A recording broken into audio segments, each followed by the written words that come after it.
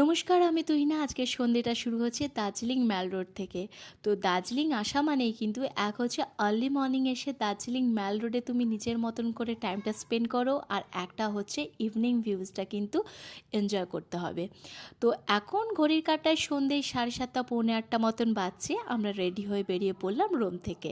এই জন্যেই কিন্তু আমি কাছাকাছি ম্যাল রোডের কাছে হোটেলটা বুক করেছিলাম। তো আমরা সকাল থেকে যা সাইট সিন করা ছিল সব কিছু করে টোরে এসে ফ্রেশ হয়ে রেডি হয়ে একটুখানি রেস্ট নিয়ে দেন আমরা বেরিয়ে পড়লাম। তো এইটা হচ্ছে আপাতত এখন ম্যাল রোড ইভিনিং ভিউজটা।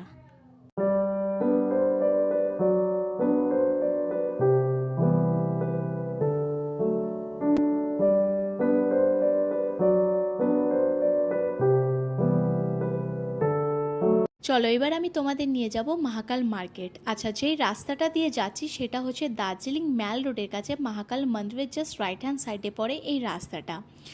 তো এই রাস্তাটা সবথেকে শর্টকাট রাস্তা মহাকাল মার্কেট যাওয়ার জন্যে। তো আমার ভারী প্রিয় রাস্তা, যখনই আসি না কেন একটা হচ্ছে আর্লি মর্নিং এসে মর্নিং ওয়াক করা, আর একটা হচ্ছে ইভিনিং টাইম যে 8:30 পৌনে 9টার সময়, যখন লোকজনের ভিড় একটুখানি কম থাকে, চারিদিকটা ঘুটঘুটে অন্ধকার, ঠান্ডা ঠান্ডা ওয়েদার, আর তার সঙ্গে পাহাড়ের টিমটিম করে বাতিগুলো জ্বেলে উঠেছে। নিজের মধ্যে একটা সেই ফিলিংসটা আছে কৃষ্ণা কটেজের সেই গানটা শোনা শোনা। দেখো, গল্প করতে করতে আমরা পৌঁছে গেছি মহাকাল মার্কেট। আচ্ছা, এখান থেকে শুরু হচ্ছে, পুরোটা হচ্ছে মহাকাল মার্কেট। সব রকম জিনিসপত্র কিন্তু এখানে পাওয়া যায়। ডেকোরেশন আইটেম দেখতে পারবে, উইন্টার সিজনে তো সব কিছু এখানে পাওয়া যায়। বাট দার্জিলিং ম্যাল রোডের কাছে যে মার্কেটটা আছে তার তুলনায় এখানে কিন্তু দাম সত্যি কথা বলতে অনেকটা চিপ, তো অনেকটা কমে পাওয়া যাবে।